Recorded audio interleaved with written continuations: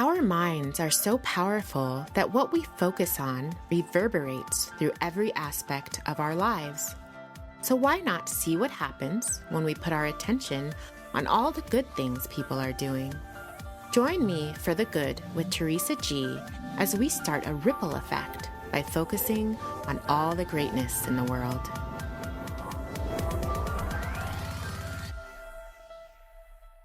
I am so excited because someone is here today who is a very dear friend, even though we have never met. We have walked the road of using neuroplasticity to regain our health together, and what a great and often challenging road it has been. I'm so thankful for this time with you, Vanessa, or as most of you might know her as, the Grateful V. Thank you. It's my pleasure. It's awesome how you can connect with people, thousands of miles away on this journey of rewiring. So I'm grateful to know you and to be with you today. I'm so thankful for this moment with you. It's super hard to imagine that when we started following each other, I think we said it was like 2018. Is that when you started the? Yes. Yes. And we both started it in 2018. But when we started following each other, we were both so sick. We were really non-functioning. Yes. And how far we have come. Yeah, it's wild to look back and just see what a transformation and how different our lives are since we first started retraining. It's honestly like a miraculous in a way, but we do know that the mind can be absolutely miraculous, right? When you use it properly. We do now know that. Yes, now we know. Now we do. Well, can you tell all of us a little bit about your journey with chronic illness and what brought you to neuroplasticity? Yeah, sure. So, my journey is a lot like everyone else's.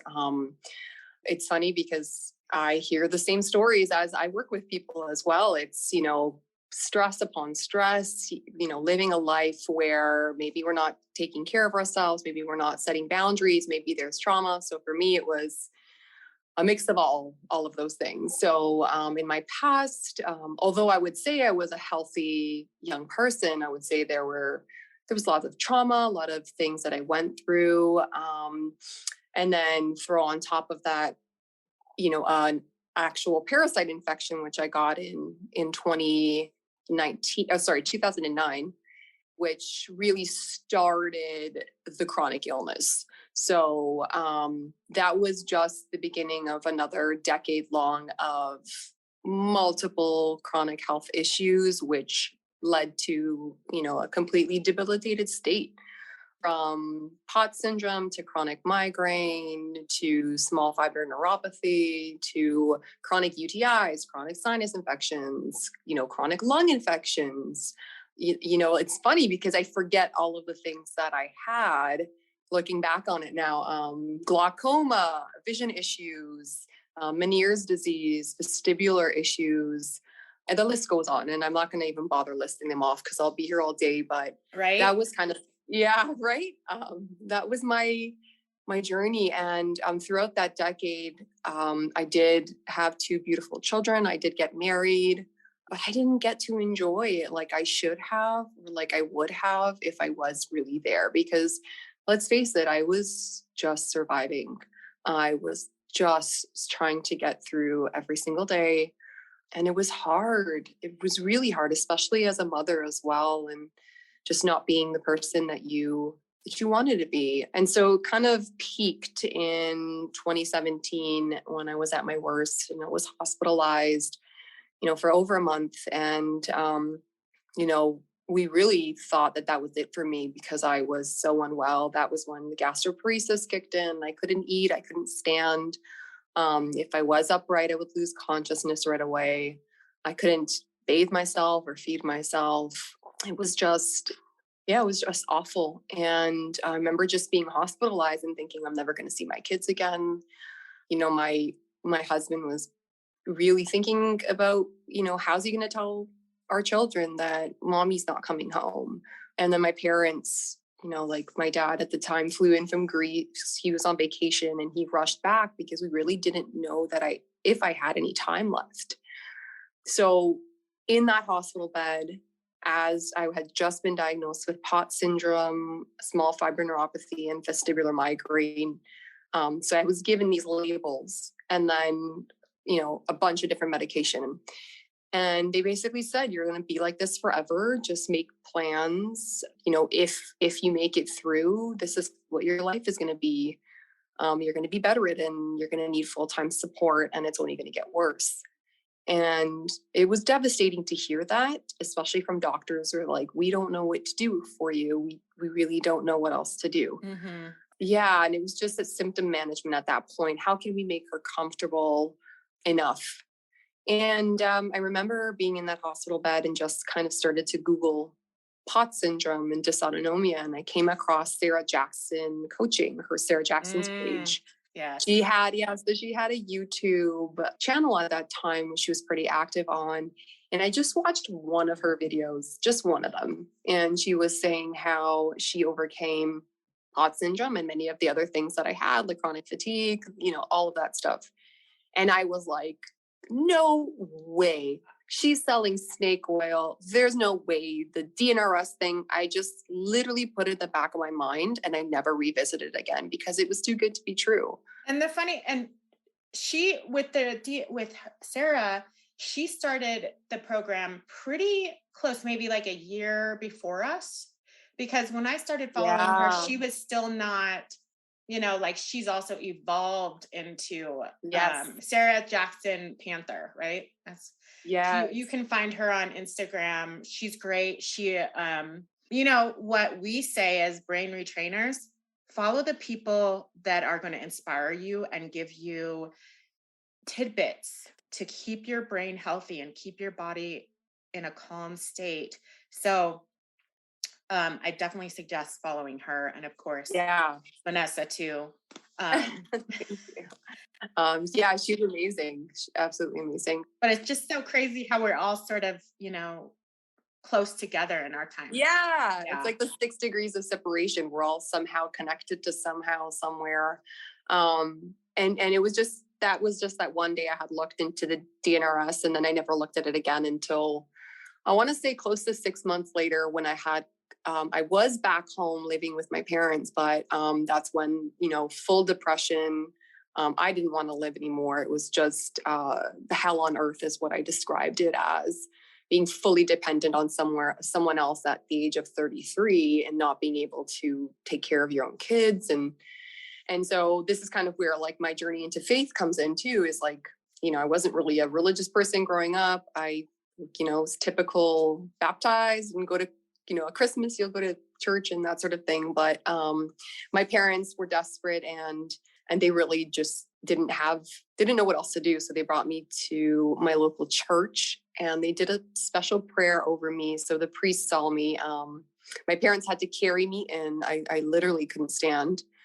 And he, did this special prayer of health over me. And I just remember that day very clearly because everybody was crying. Like my parents were sobbing. You could tell that it was like a last resort type situation. And then this priest that I had never met before was really, pouring out his heart and praying for me. And at that point is where I noticed like a glimmer of hope. My symptoms didn't change, nothing changed, but there's something in my mind that kind of flipped and said, well, maybe things can get better. And what's interesting is like that exact same time frame was when I DNRS popped up again on my phone, like just of course. Yeah. And then I said, well, maybe there's something to this. And I bought it and I never looked back. It makes me want to cry thinking of that whole scenario. Oh yeah.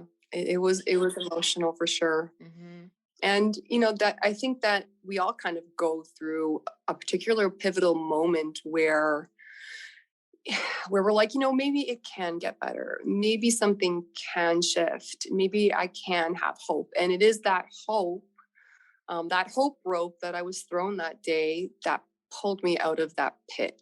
And so that's kind of what I really try and do with others on my page, is to throw them hope ropes. To say that I know where you've been, I see you, I hear you, I understand how hard it is, but it can get better. And so we have nothing to lose by hoping. We really don't. And, for me though, I was just hopeful for like the first few years. I'm like, I'll get better. I'll get better. But it was like the last few years where my hope was starting to dim. And frankly, when I started doing DNRS, it was literally like, okay, nothing else has worked. Doctors can't help, you know, eating like special diets, like herbs, all of this stuff can't help or isn't helping. So I might as well try this crazy program. You know what I That's mean? exactly it. Yeah, that's exactly it. Is when you've exhausted all your options, you're left with nothing. It's like, what do I have to lose at this point? Like I think we've all been through, the holistic and naturopathic and diets and functional medicine and detoxes and medication, and it's like when you've done all of it, you really. And I think that's part of the process for everyone who gets to this point is they've tried everything, and that's when they've come to a point where they're like, well, then maybe this is it. Like maybe it is a dysregulation of my nervous system, right? Maybe it's not going to be fixed by a pill. Maybe it's not going to be fixed by a change in my diet, right? Maybe it is at the core something that I can change using my brain, Which is a right? really hard thing to conceptualize. Oh, And yeah. I think when you're when you're in a state of long-term illness, it's also hard to recognize that your brain might have created patterns or pathways that Yeah. are creating, the physical issues.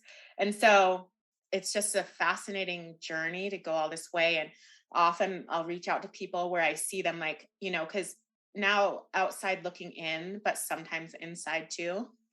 um, Yeah. I can definitely see the pattern. It's like a Yes. similar pattern that is popping up, and I'll see the pattern in someone and I'll say, oh my gosh, DNRS, really helped me. And if you want to look into it, it might help you. And they're like, you know what? I'm focusing on healing. I'm not focusing on DNRS. You know what I Yes, mean? I hear this all the time. It's like, yeah, this is very common because I feel like also if you and I thinking about your journey, if you were to go back like, you know, 8 to 10 years or whatever, the beginning of your journey, 6, 7 years, and you're like, someone came up to you and was like, hey, I have this program where you can rewire your brain.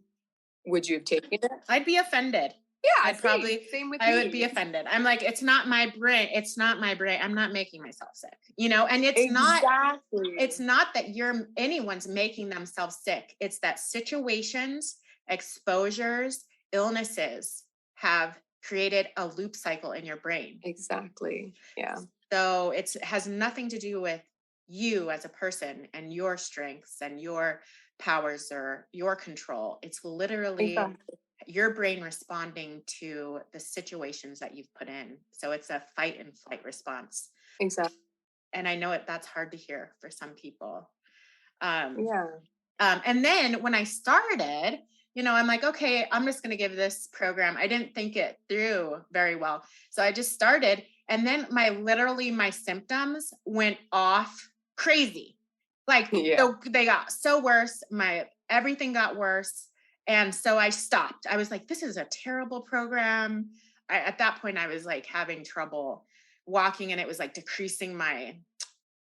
it was just like decreasing. It was making everything worse. So I stopped the program, and I think I didn't pick it up for a year. Have you heard of people just stopping because of the response is so strong?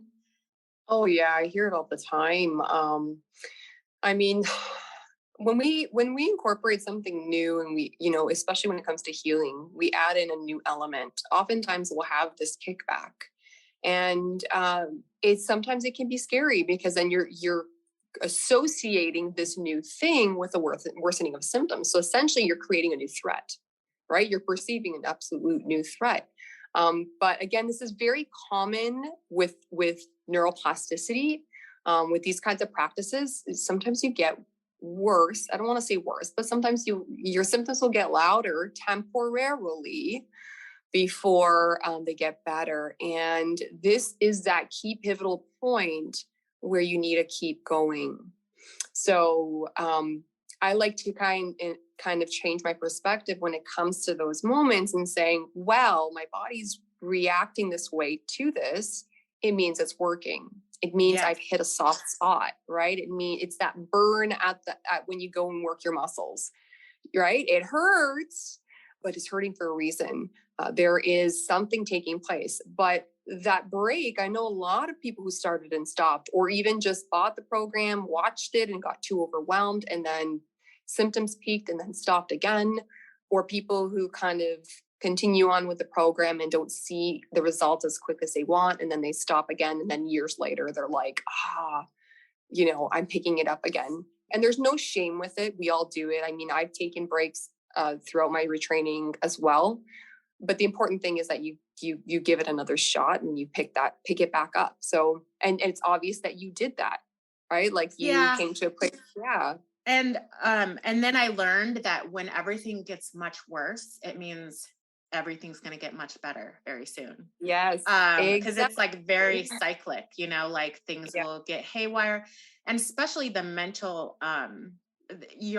because you're rewiring your brain, your mind will fight back by maybe increasing anxiety or increasing things like that. But now, and I always tell people when they message me and say, oh my gosh, but I'm just having it's just like getting the worst ever. And I'm like, well, first of all, call a coach. So now you can call Vanessa. And because it is a pivotal moment to speak to, because the coaches at DNRS really helped me when I was in those moments, because Yeah. they would speak to me and remind me like what to say to my brain, like things like, I am fine. This is just my limbic's response to, or this is just limby concerned, but I am Yes. now in control and changing my pathways.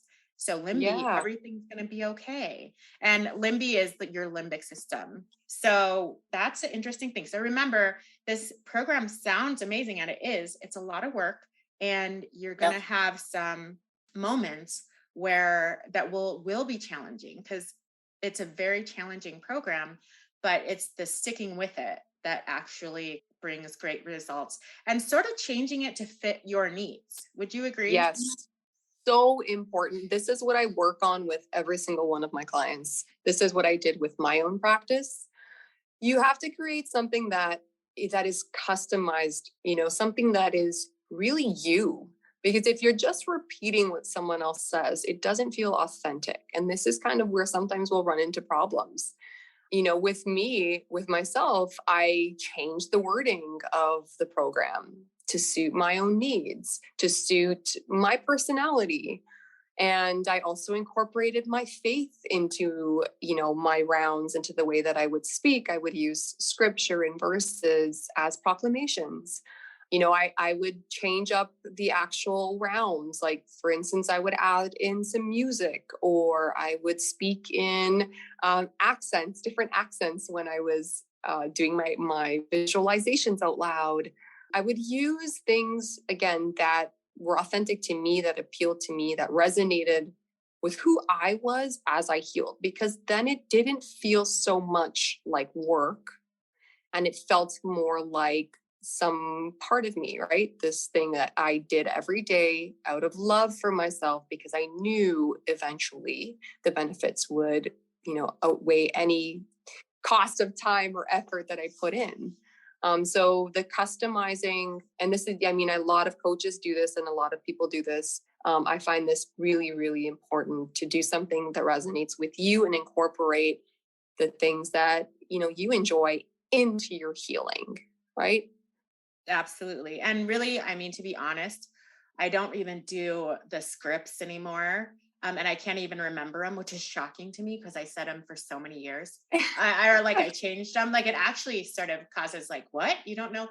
But now, after all this time, when I feel like I need to train, I just go directly into like the tools that I've learned that might not be a script, but it's the whole visualization.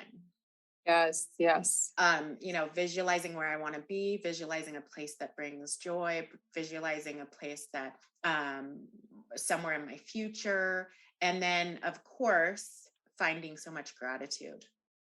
Yes. Yeah. And I love that. I mean, I think that when you get to a place where you're at, where you've done the healing, you've done the work. I mean, things are always going to kind of pop up in life where you're going to need to tend to yourself, to your nervous system, and you're going to need to support it in the best way that you can to get through situations. So knowing that we have these tools now, and knowing like at this point, your brain already is convinced that this is just my limbic system overreacting, right? You don't need to go through all of the whole script and, all of that stuff. You go right to the core, which for you is the visualizations, right? It's getting those chemicals flowing. It's getting your body, priming your mind and your body for this new experience that you want to have. And so I love that you do that, as needed, and I think that it's very common for all of us, right? We don't ever forget the retraining or leave it behind. We carry it with us, right? Yes. And that's another point I want to bring up, because I think on social media, sometimes, not always, I think that we do try to share our moments where it's a little harder. And I actually try to make a point, and I think you do too, of showing when it's all not perfect. But I think that I want everyone to recognize that we have reached out to each other over the years, and we're like, oh, I need to start retraining again. And Yeah. so it hasn't been a straight and narrow path. It's been a path where we've both had situations come up that really has sort of been super challenging over the Yeah. last 4 years, where things have come back, or new things or new illnesses have Yeah. happened. And so it's not something where we're just like all better. It's something that we're continuously working at. And when we recognize that we are going down that road, we really get back into a more focused practice. Isn't that true? Yeah. So, I like to say that we're more aware than ever to when, those subtle signs of dysregulation. So when things come about, like for instance, a pandemic or getting COVID and whatever it is that you're going through, for me, and I'm going to be open about this, and I've shared a lot about this in my page, but in the fall earlier in last year, I also got COVID and I got a variant, and so did my father, and we all got it, and he passed away from it. And so it was this horrible, horrible experience that I had never been through. And so this Mhm. is it. I had never been through the loss of a parent. I had never been through, this particular virus. I had never, even the amount of stress of having, your father in the ICU and then myself also in the hospital trying to recover. And then, within a matter of 2 weeks, him passing away and then having to plan a funeral and do everything. And I want to take a moment just to say that I am so sorry. Because Thank you. I've talked to you, but we haven't talked voice to voice since then. And so I just want to say that I'm sorry. I was Thank so you. with Thank you. you during that time, like my heart was, and it still is. And Yeah, I appreciate that. I know I felt a lot of love from the community. It was, very supportive. But like again, the reason I'm sharing this not to scare off anyone, but just to show the reality that life happens as you heal. There are things that are outside of our control, things that happen. Just because you retrain, it doesn't mean nothing hard will ever happen again. But what retraining does is it allows you this confidence and this trust to know that whatever happens, you can get through it. So for me, I wasn't necessarily afraid of COVID. Because I knew, I'm like, well, we know so many people who had, quote unquote long COVID, the label, and recovered using DNRS. So for me, it was like, well, if something does, happen and it get hit hard, I know what to do. And so it was just this other element of grief that we can't retrain. Mhm. We can't change, we can't get rid of, and we can't rush through, that made it extra hard. And it was a strain on the nervous system. So I had to go back to basics. I had to support my nervous system in the best way I could. And for me, while I moved with my grief and I'm still moving with it, I tended to my body with somatic practices. I tended to my nervous system with my, typical DNRS rounds. Like I started those off and I even changed them. I adapted them so that I could incorporate some grief into it. And so I got creative with these tools, and this is how I'm moving, during one of the most, I would say, the most difficult time of my life. It's being able to have these tools to support ourselves through such challenging situations. And I think like that, I know for myself, I probably wouldn't have gotten through what I just went through, what I'm going through, had I not had these tools, this awareness, this knowledge, and known how to do this type of work. And so that is truly the gift in all of this. Is the goal in your healing should be not just to heal your symptoms, but to get to a place where whatever happens, I'm going to get through it. I'm going to be okay. Because I am more prepared than I've ever been in my life.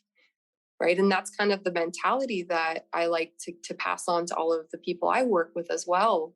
And so to kind of go back to your point, I had to start, not from the beginning again, because you don't lose what you have, but pick up those tools and start to support yourself, whichever of your favorite tools, and use them to support your nervous system. And I know other coaches who've done the same. I know other retrainers who went through, again, difficult life challenges after they rewired. And you know what? That's life. There's no shame in it, right? But like I said, we're more prepared than we ever were to handle things like this. I love that.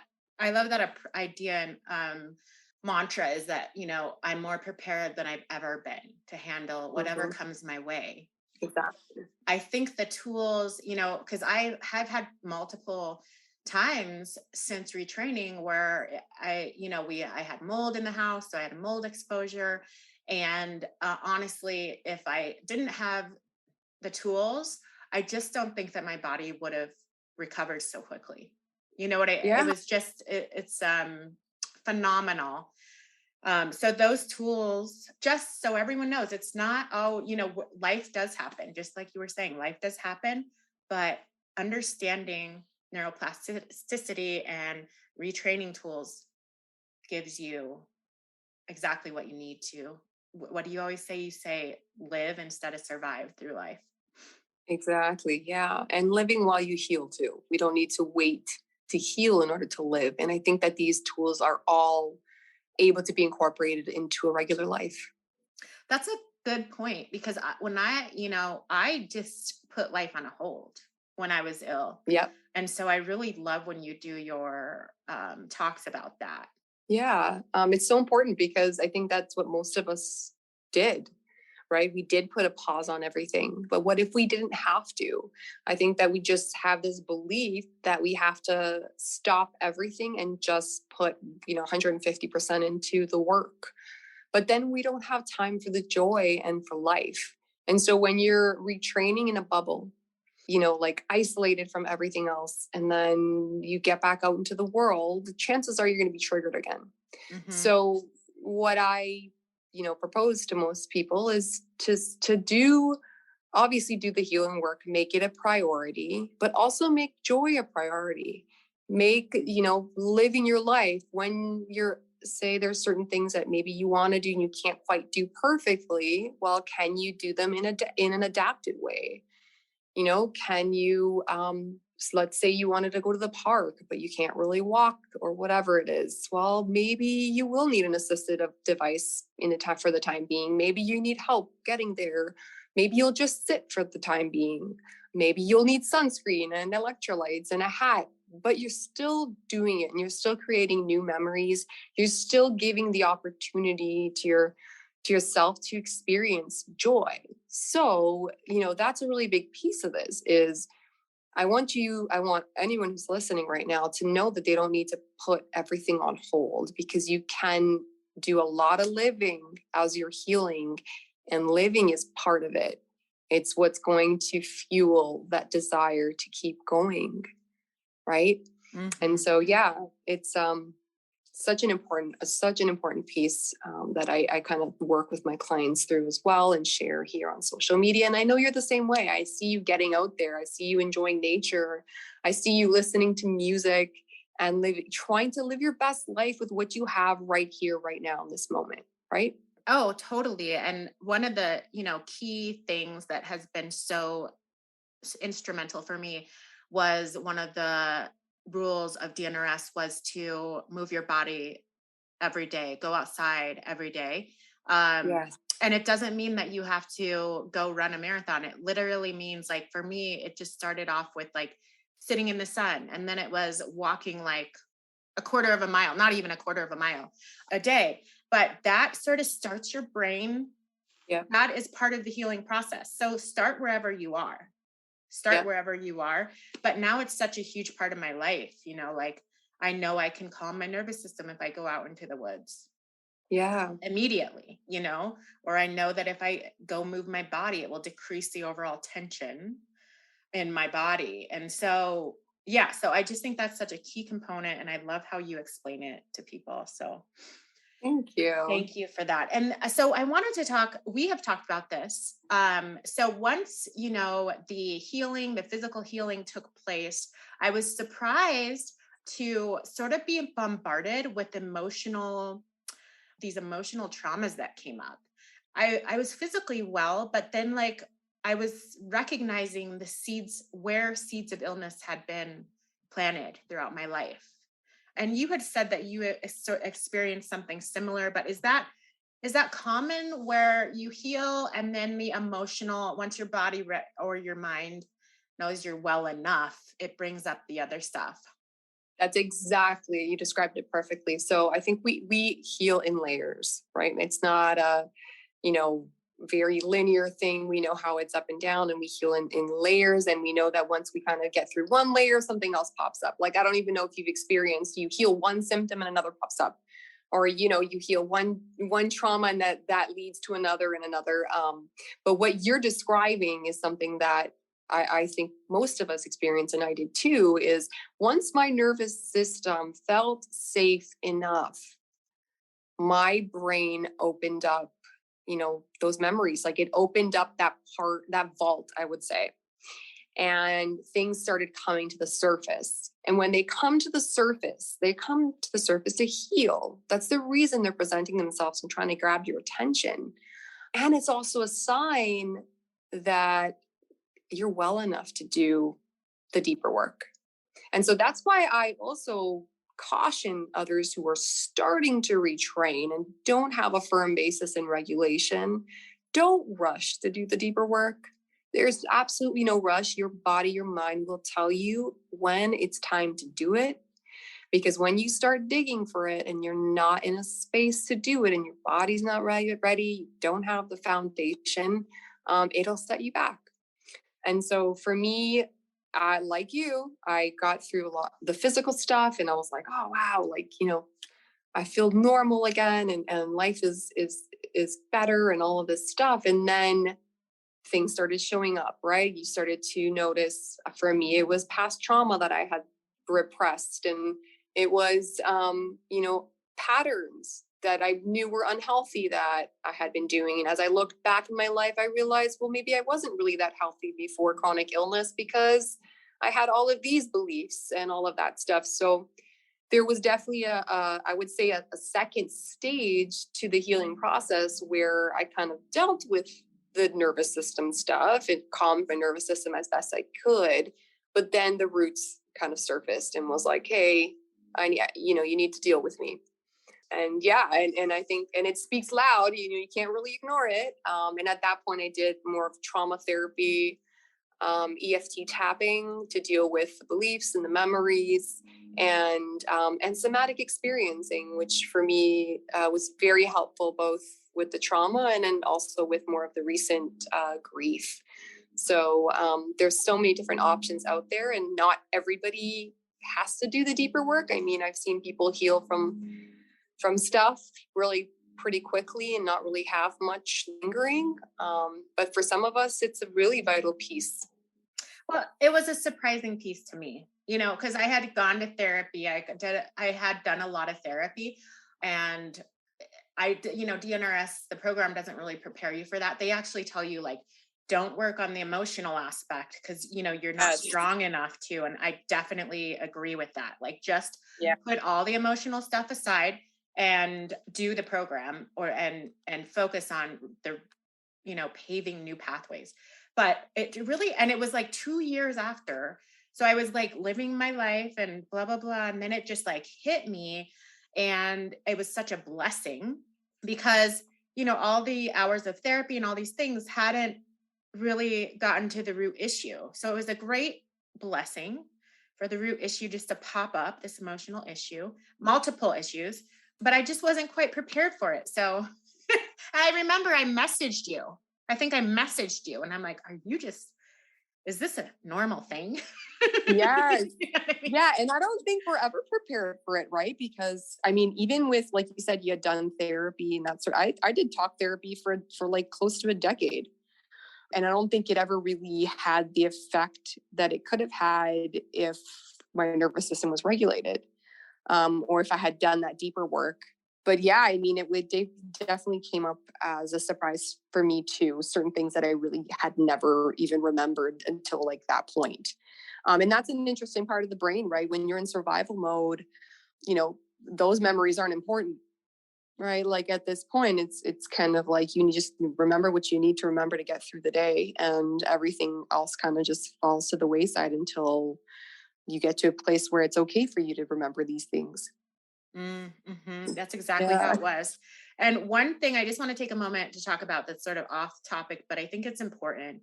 Um, sure. is that when we were talking about the emotional stuff coming up, we both were talking about how finding our voice Yes. was a huge, huge component as we look through the past. So, what does finding your voice mean to you? Yeah. So this one's an interesting and more of like a deeper thing that I went into again, kind of as I was doing the deeper work. But, there's so many times in my life, and I would say it's a pattern where it wasn't safe to speak. It wasn't safe to speak my truth. It wasn't safe to speak my needs. It wasn't safe to communicate what I felt. So, and I think that these beliefs that I had regarding my voice and what I had to say and the fears associated with them, they came about as a result of experiences in my past where I was made to feel like my voice didn't matter, no one wanted to listen to what I had to say, and that I just wasn't important. And so, it's fine to completely rewire our brains and move on with your life, but then if you're still carrying on those beliefs about yourself, I mean, you're not really stepping into your power, and you're still allowing those to, really govern how you live your life. And so I had to go back to particular memories in my life where I remember wanting to speak up for myself or to say something or speak my truth, and I couldn't. And, through tapping and some other, various different exercises, I was able to kind of rewrite those and then also rewrite my current story. So I started to learn to face boundaries, right? I started to learn to speak up for myself and then find that voice. Like, who was I? What did I want to say? Right? I had let people my entire life really talk for me in so many ways and speak for me and sometimes think for me. So I think it was a gradual unfolding as I healed my physical body and then started to do some of the deeper work. I also started to uncover these layers and find my voice. And part of that was, my Instagram, starting to share my story because it was mine. No one could speak it for me or even, it was all me. And for the first time, I started to feel like I was speaking and people were listening. And Mm. so, yeah. And so I think that was just a very empowering part of my journey. And I think that did help with my healing. being able to just share. And I think that in this community as well, how many times have we been silenced by doctors or by practitioners and like, or by other people? Oh, you don't know what you're talking about, or there's nothing wrong with you, or you're overreacting, or nobody cares, right? Made to feel that way. And I think that part of what I do with my clients is allow them to use their voice and encourage that and listen. Like what a great feeling is it to have someone actually listen to you. It's amazing. It's amazing thing. And that whole thing you just said was so empowering and so powerful. So I want to thank you for that. You're so welcome. And I agree with you completely. And I talk myself into using my voice all the time because it doesn't come naturally. But as soon as I recognize that that was like really a huge part of what I needed, was to be able to just say what I felt or say how I feel and be heard, or even not even heard sometimes, literally just me standing up and saying it's just such an important thing for me and my overall health. Yeah. And I try to teach like my daughter, I'm always trying to teach her that component because I think that it's a real issue that's sort of across the board. Yeah, I would have to agree. And I try and do the same, right? Like, I mean, we're lucky that we do have this knowledge and this awareness because we can pass it on to our kids. But and then, like that phrase where it's like the trauma stops here, or the generational stuff, like we have the ability to stop it, right? And not pass it down to our children. But not everybody has that luxury or awareness or knowledge that we do. And yeah, it's sad. It really is. But we're changing things. Yes, there's hope. It starts with us. It starts with us. So heal yourself and you can, you're healing the world, Yes. because everyone around you feels better. And yeah.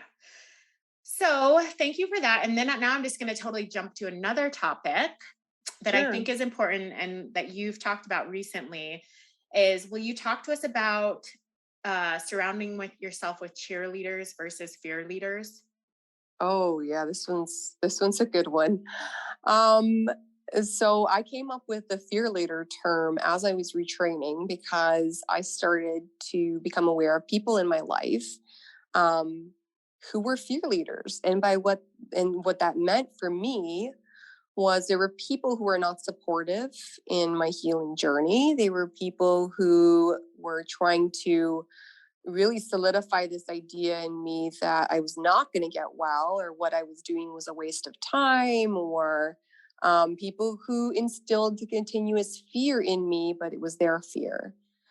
People who weren't nurturing to my healing journey and weren't supportive of it. So I started to see them as fear leaders.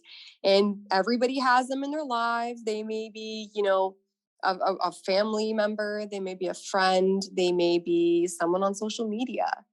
And those are the types of relationships that are not conducive to healing. And so I was pretty good at setting those boundaries, and it wasn't easy at first, but removing people from my life, or at least choosing to step back from them that were really leading the fear, accentuating it, really, growing it within me. And you can tell the difference when you're around a fear leader.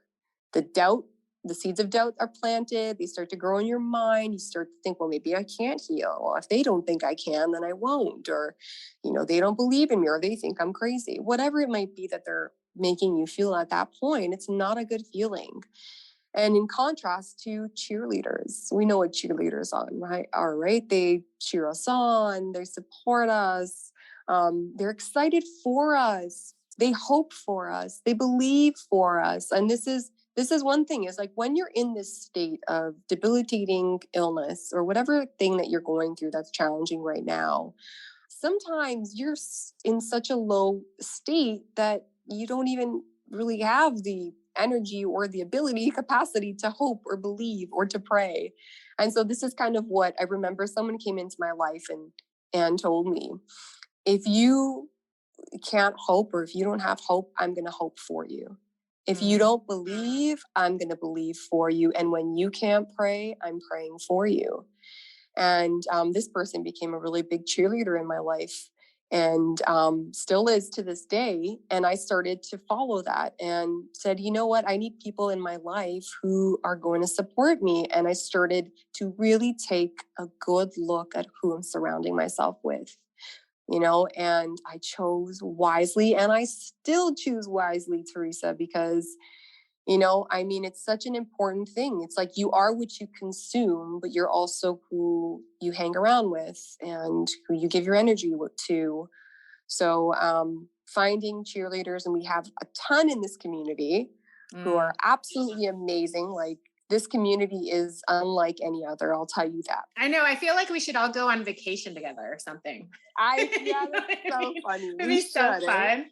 An annual healing retreat event or something. Yeah, because the vibe, there would be Yes. you couldn't surpass that vibe. The Yes. vibe would be so phenomenal. Exactly. I imagine it like 1960s hippies, peace and love. Like, everyone's just vibrating, so high and elevating. Everybody's in this really good mood, and it's all off natural neurochemicals. Totally. Because that's how we live. It's just like, that is not to say that we don't have tough days, but Oh yeah. I became addicted to those chemicals, of those feel good chemicals. And they're just so powerful. And then I wanted to sort of add in with the fear leaders, the same, the people that are addicted to bad news porn. So those people who, they might cheerlead you, but every time you see them, they're telling you like bad news about bad things that are going on in the world, bad things that, like, the neighbor 5 houses down, something that happened to them. And those people that when you walk away, you're just sort of like, oh, the world isn't that good. Yes, that's so true. The news, you brought up a really important point too, is what you're consuming on the social media and the news too, right? Let's face it, the news is mostly bad, right? It's mostly tinted negatively. And for me and for my mental health, I had to shut it all down. Like, no, yeah. And I know a lot of other retrainers who did. And I know some people are like, well, then how are you supposed to know anything? I'm like, well, trust me, if there's something really important, I will know. Like, my husband will tell me, or, like, someone else will get the message to me, but it's just not helpful to me in any way to constantly see things like that. Obviously now I'm in a better place where, like, I'm not triggered by things like that. But I mean, when you're in a deep place of like, you're in the thick of it and you're retraining, you're rewiring, you're going to want to be careful of what you're watching and consuming. And like you said, the person who comes bearing, bad news every day is not helpful. Right. And, that's a requirement when you start the program, is I think you can't watch the news and like bad media for 6 months. And so that's actually what started this podcast, because I was like on social media and I'm like, oh my gosh, everyone is posting. It's gotten better, I think, or I've just cleansed it. I probably just cleansed it. But I was like, everyone is just posting bad news. Like, this is all bad news.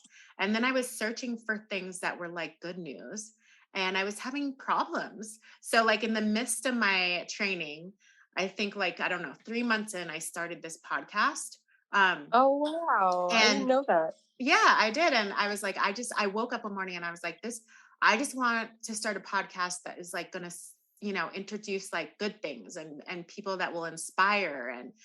And this podcast has actually been one of my tools of retraining, because let's talk about the science of neurons that fire together, wire together. And this podcast has literally done that for me, because when I was too sick to go out, when I was too sick to, go and socialize, I would reach out to people that inspired me and see if they'd come on the podcast. And then and they would come on and talk with us for like an hour. And this was part of my healing process, was this podcast. So yes, That's amazing. do you want to talk about it? You want to introduce this idea of the science of neurons that fire together? Yeah, well, what I wanted to kind of add to what you said was that, as your, so same with you, like I started posting on Instagram and obviously, the feedback from others and then meeting other retrainers, you get into that like healing vibe, right? Where everyone's kind of vibing in the same wavelengths. But what the good thing I said, as you're interviewing others, is you get those mirror neurons firing, right? So when we see others healed or healing or doing well, we start to feel it, right? And we can picture ourselves like that. And so, like, there's something so powerful in being in the presence of others who are motivating and inspiring and motivating, like, just helpful to you, right? And it really does change your neurochemistry. Your entire body changes depending on who you're talking to and who you're with. And so, I think I'm amazed that you started this 3 months into retraining. I don't think I could have even strung together like the pod. Like, that's amazing. Well, first of all, I'm going to talk about this later, but angels have always been a part of my life. So it was literally like I woke up, I had never listened to a podcast. That's even more weird. And I woke up and I told my husband, I was like, I have to do a podcast that is going to focus on the good in the world. And he's like, what is a podcast? And I said, I don't know. I literally did not know. And then I started listening to podcasts like crazy. And I was like, oh, this is awesome. Because of course I like ran to the Oprah podcast. I don't even know if she still does that. And like all these like uplifting podcasts. And that was also part of my healing process, because I would go on these, like, first they were super short walks, and then I'd go on these longer walks, and I just listened to these podcasts that were uplifting me. And again, that's the whole neurons firing together. Yep. And it all just so happened seamlessly. Like nothing really happens that seamlessly, but honestly, like I think I went on Facebook and went on a podcast group and was like, I've never done a podcast, but I want to do a podcast. And then this guy like messages me and he's like, we'll do your website and we'll host you. And then my brother it was so amazing. And then my brother's a sound producer, and he literally flew here and set me up and like told me what to do. And then I just reached out to people that had inspired me in my past, who I feel offered healing, and they all said yes. And I was literally podcasting like 3 weeks. I was up and running. It was crazy. That is nuts. That is absolutely nuts. And like when things start to flow like that, you're in an alignment, right? It's like where you're meant to be and what you're meant to be doing. At least that's what I kind of like found. Totally. That's wild. And I think we should do another episode on like you said, angels, but like signs from elsewhere, because I've had so many on this journey. I can't even tell you how many. Oh, I would love that. Let's do it. Just miracles, absolute miracles. And I've heard stories as well of just absolutely miraculous things that have happened in people's lives. And I think that hearing those things and knowing that there's something more to us than this is also comforting in a way. I don't know if you can agree or relate, but yeah. Oh, I relate so much so that, miracles happen in my life every day. There's always good things that come from, and I always say the blessing in the illness, and I never need to experience illness to grow or to expand again. But the blessing that came from the past was that I became so much more spiritually focused. Yes. Because when you have a body that's no longer working for you, or for me, when my body was no longer working, I literally was sort of working in the spirit world. And that might sound crazy, but I was not at all in prayer. I was working in prayer and asking for help, and that's where I found myself every day, and that's what got me through. Wow. How isn't that amazing? I see this often is when people are starting this journey, they start with a purpose in mind to heal symptoms, something physical, but then it ends up being something so much more. We end up finding ourselves. We find who we were meant to be all along. We are able to shed these layers that are kind of were keeping us kind of constricted, and remove the masks that we used to wear. It is such a journey of transformation, right? In so many ways. It's like, you go in for one thing. It's like Costco. You go in for one thing, and then you Yeah, right. you come out with like a thing A whole full. So thing. you're Yeah. yeah. And I love going in Costco. Like, this is the other amazing thing is like every little thing. The first 2 years, it was really crazy. Like, I would just be like walking and like in this overwhelming joy. And I try to go back to that and find that as often as possible. Or going to Mm, Costco, it was like this overwhelming joy to be in yes. Costco. And like the first vacation I took, I was like glowing in joy and gratitude. And or just going out to dinner with my friends, it was like joy Yes. and gratitude. And I hold on to that. And as you know, life gets busier and busier the more you're able to do. But every day I try to stop and just find that joy and gratitude. Like, oh my gosh, I'm walking down this road. Oh my gosh, I'm going to pick up my daughter. Oh my gosh, Yes. I'm going to have a glass of wine. What I Yes. mean? I know exactly what you're describing. It's like being reborn again. Like colors are more like for me, it's like colors were more vibrant. It was like I had never noticed the sky before. I had Mm, never noticed the trees before like this because we were just surviving, right? But yeah, it is such an important piece to kind of take a look back. I don't often tell people to look back, to look forward, but I think there is a purpose in looking back to see how far you've come, mm, you know. mhm. And that's kind of what this is, like you said, is that staying in gratitude and be like, oh my gosh, I can, pick up my kids, I can drive, I can go outside for a jog if I want, like I can move. And when you've lost all of that in the past, like you know how special that is. It's life. That's why we're here. It is. Yeah.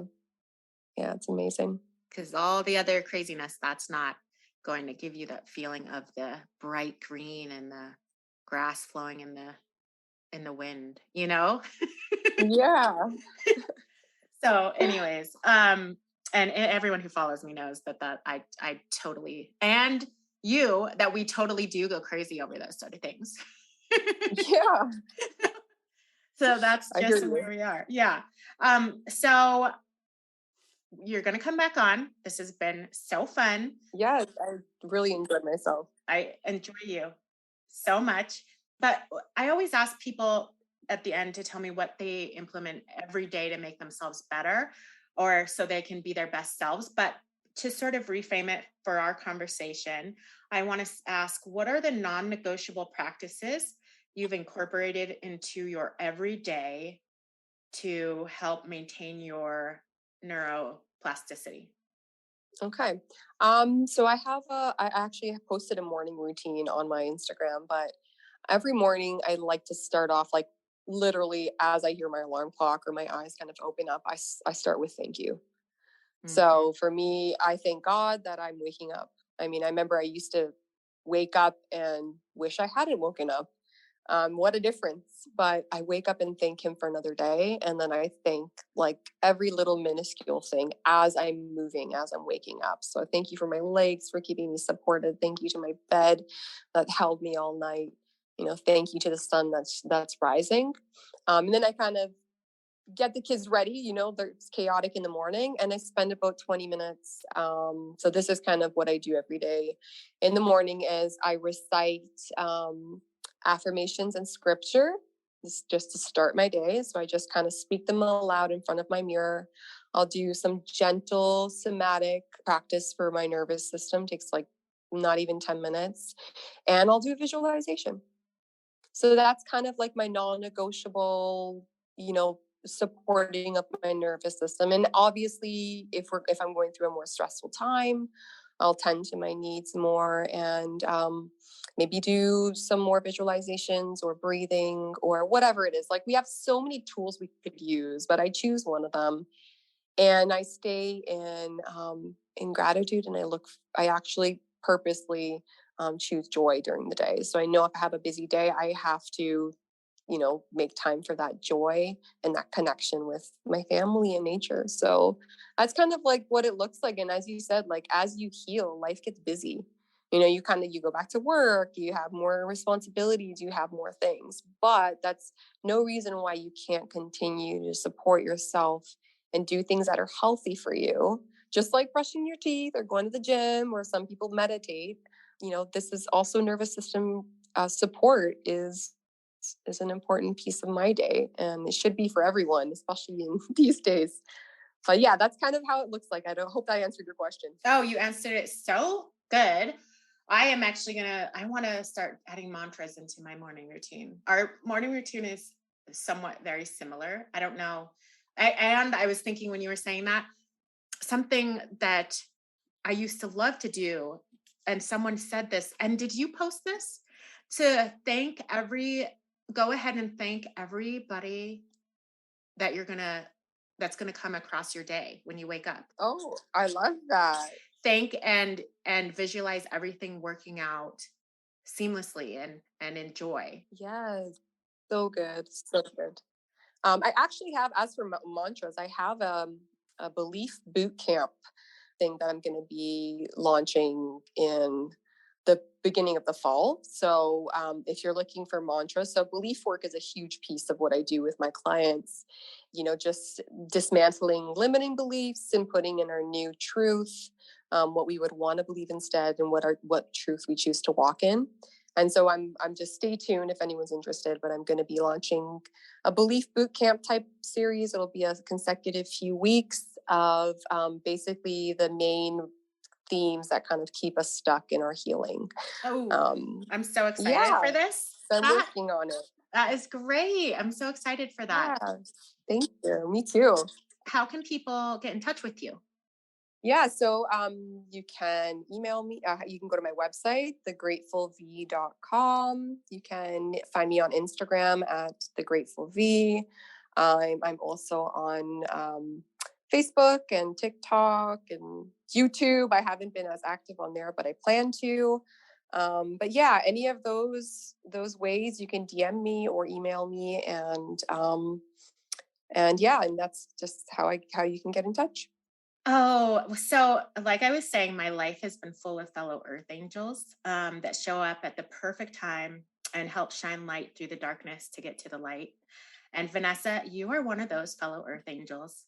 And it's been a gift to have you walk this journey with me. I'm so proud of both of us at how far we've come and all of what we've gone through. And I just want to thank you so much for finding the courage and compassion and healing yourself enough to help others and to guide them to a place where they can live again. Oh, thank you so much, Teresa. I feel the same about you. I think we all resonate and connect with people who have that bright light, right? And I think the same of you. And I love what you're doing and sharing the good. We need more of the good in this world. And I love what you're preaching to everyone, right? And I look forward to another episode where we can talk a little more about some of the amazing miracles that we've encountered. I can't wait. We'll have to schedule that now because we get so busy. Look, you guys that are listening, I think we scheduled this like 2 years ago, or no, was it 1 year? Yeah. I think it was 1 year ago. Yeah. Yeah. So, but it's perfect timing. It's been perfect timing. It's been a wonderful experience. So we'll schedule that. And thank you so much for coming on and firing neurons with me. Yes, you too. Thank you for having me. I appreciate you. And everyone else out there, do something for those neurons today. Go hang out with someone that makes you laugh and someone that will make you walk away from them feeling overwhelming joy and happiness. I'm Teresa Gabrielle, and you've been listening to The Good with Teresa G. You can follow The Good with Teresa G on Instagram, Facebook, and Twitter. If you haven't yet, go to the Apple Podcast and subscribe, rate, and review this podcast. Join me next week for another inspiring conversation. Thank you for listening.